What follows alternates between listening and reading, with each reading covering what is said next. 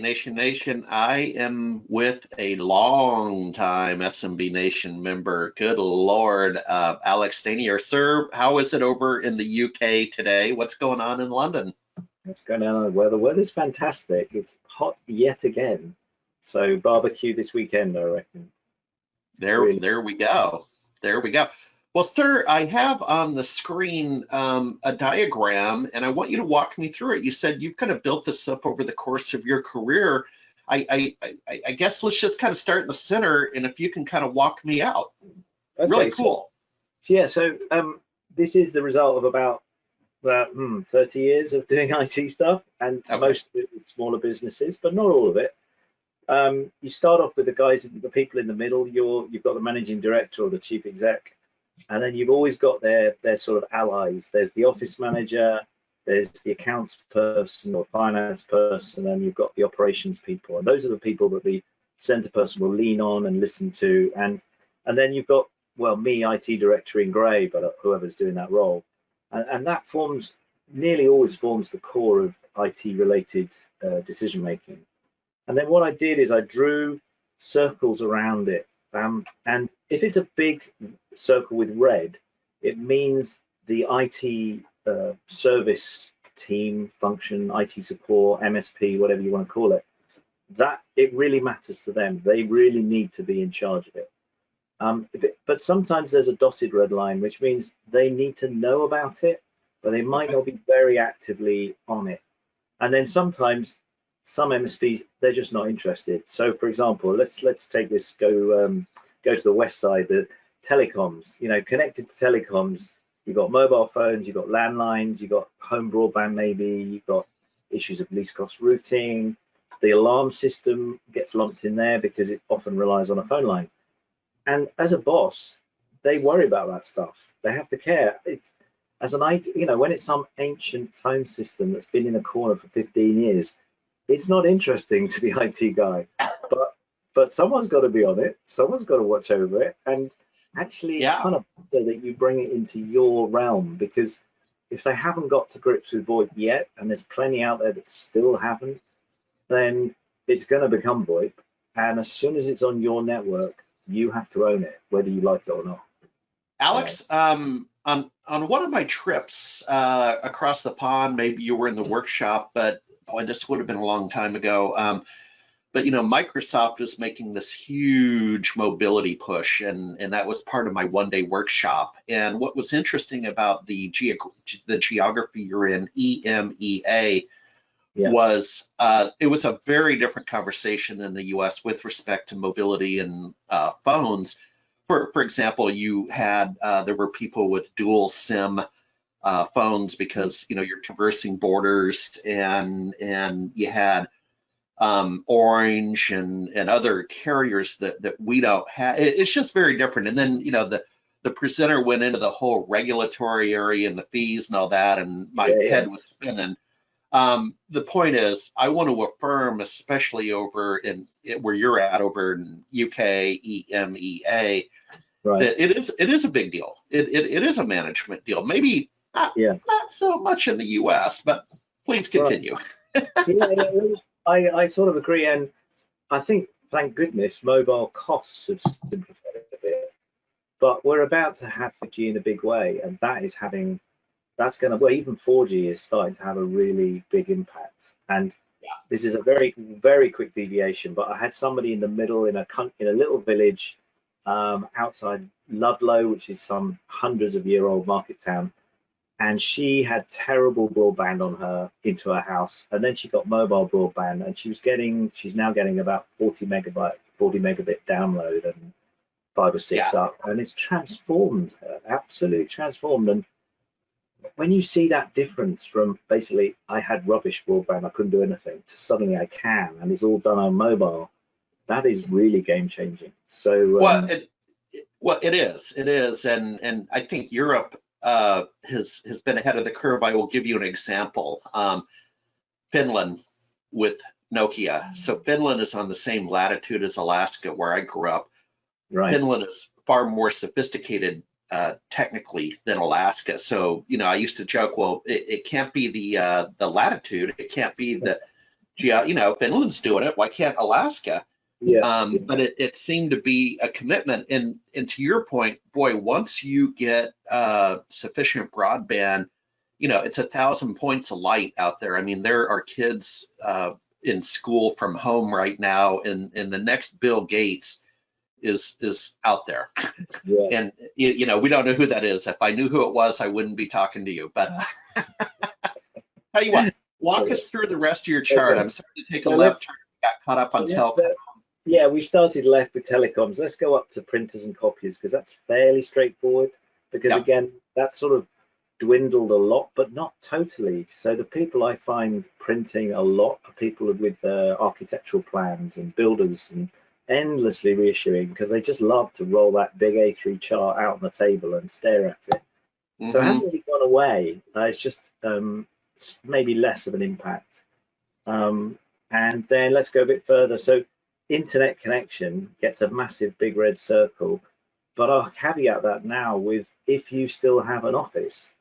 So 10 years ago, you're on the cusp of people working from an office, and everything was dependent on the internet connection. All of a sudden, email was critical, everything mattered, web access, everything.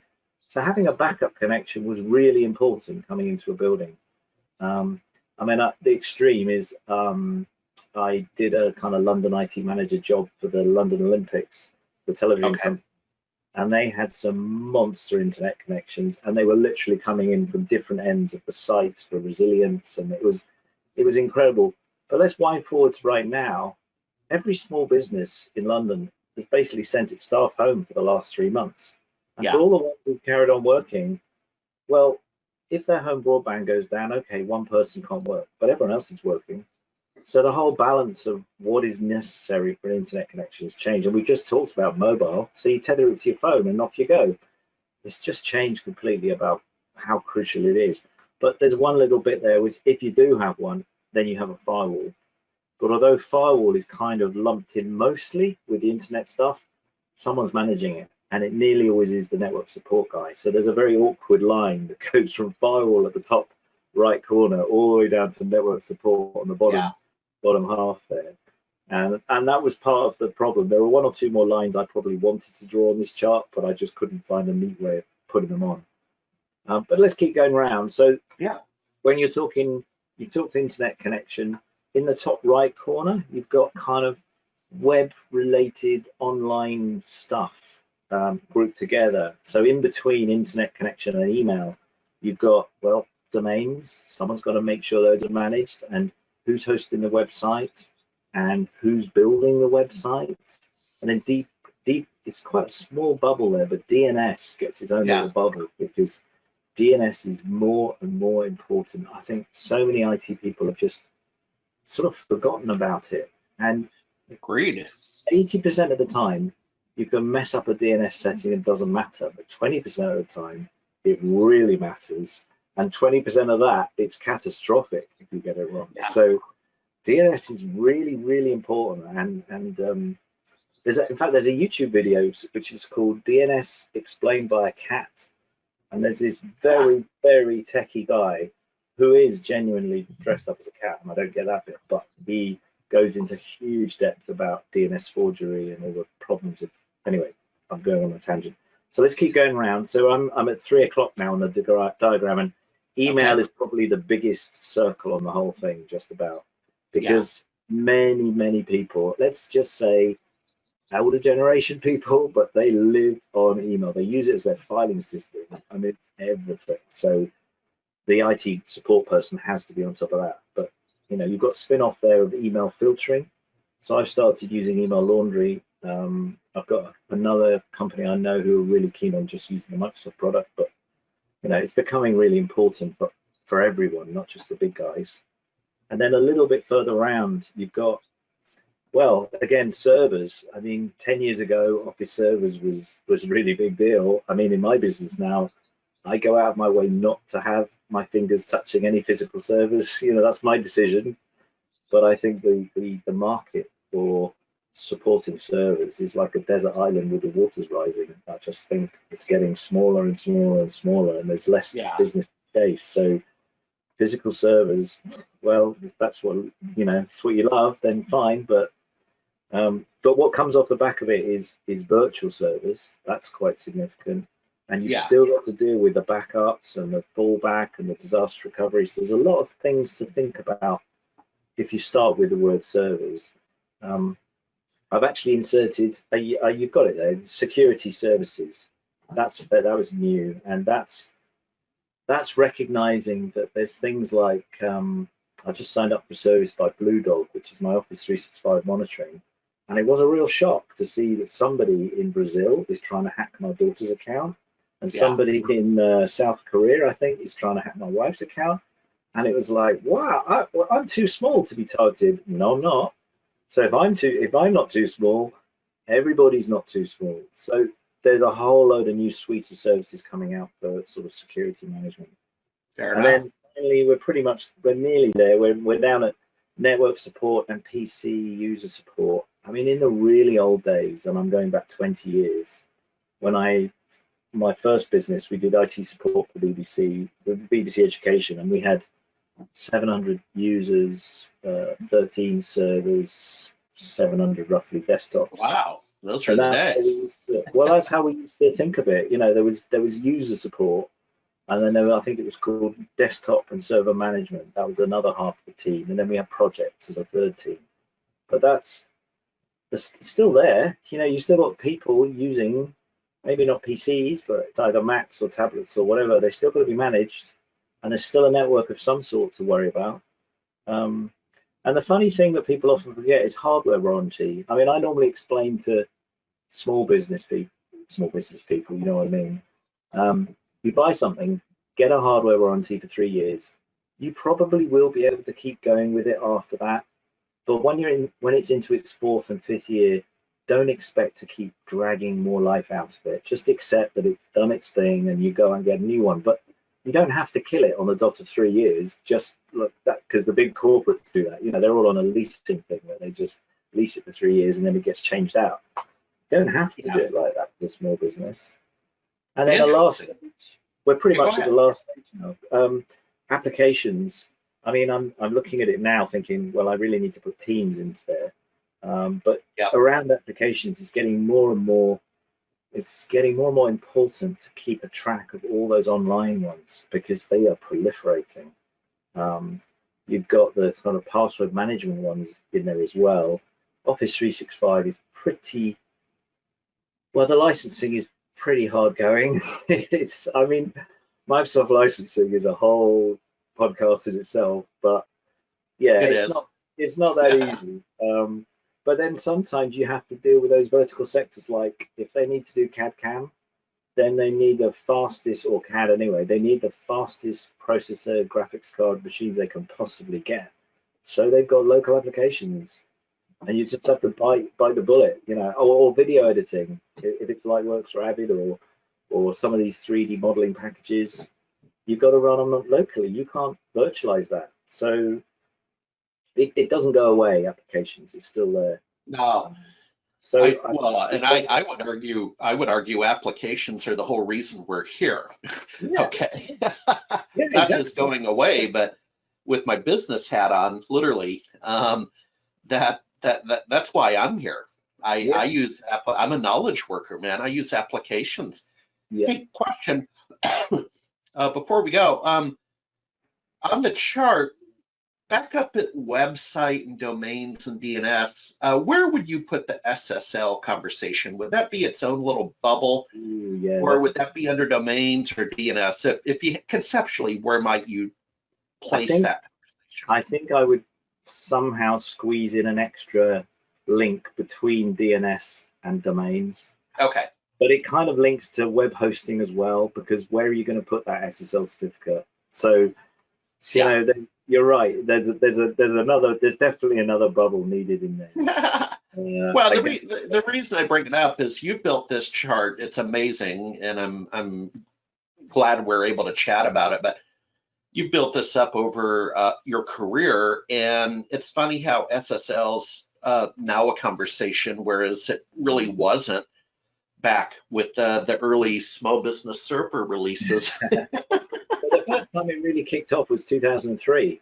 That was when I had to get my head around generating certificates so that you could have external, and after that, and it was always painful. For me, it was always, I was doing it infrequently enough to forget how to do it every time, but frequently enough to be annoyed by the fact that it was really annoying. It never got easy. Yeah, I just, and the bad thing now is that it's become too easy to get cheap certificates. So the validity of them is practically well, not quite, but it's a problem. I think some new form of clever SSL or clever certificate will have to come out. Oh, you can count on it. Yeah, this industry, never underestimate innovation. I'm going to stick SSL in there. That's a good point. I'm going to do that. Well, it's just again, just a thought, because your chart's magnificent, and then I was just thinking, but well, hey, take us out with some final thoughts. Where can people reach out to you for this chart, or is this what? So it's free off my LinkedIn profile. If you just go to my LinkedIn profile, at the moment it's under my IT for Business experience section, but I might put it in the document section as well. And there's a second page which gives people a kind of actions you can talk your way through if you're with a client. I mean, anybody can download this. It's fine. Sure. And it's just a helpful guide. I mean, most of the time I find when I sit with a client, I might sit with them for a new client for an hour, and less than half will be techie. Most of it will be, what are you trying to do with your business? Where are you now? What's the challenge? Oh, you're moving, are you? You know, I have a feeling in the next 6 months it will be, oh, you're leaving the office and you're all just going to work from home, are you? I think that conversation is going to happen a lot. And you just go through what they want to do, and then you have to very, very quickly. I usually find I speak back to them in their language, but slightly paraphrase what they've told me, and I slightly paraphrase it in a way that I know maps onto stages of an IT project. And as long as they're comfortable with certain key moments, key decisions, it might be very subtle to them, but it's not subtle to me, it's crucial. then this chart helps, because you can talk it through, and sometimes you can put a big cross through some things because they're not relevant to some clients, but sometimes it just stops you forgetting things in the conversation. So no, I like it. Good luck to anyone who wants to use it. Go for it. All right. Well, thanks for being a good citizen in our SMB MSP community. Boy, we have a lot of acronyms. Well, sir, I know it's happy hour over on your side. I just finished morning coffee, so have a great day. Thanks, Alex. We'll check back with you and have more conversations. Thank you, Harry. It's been great. Thanks.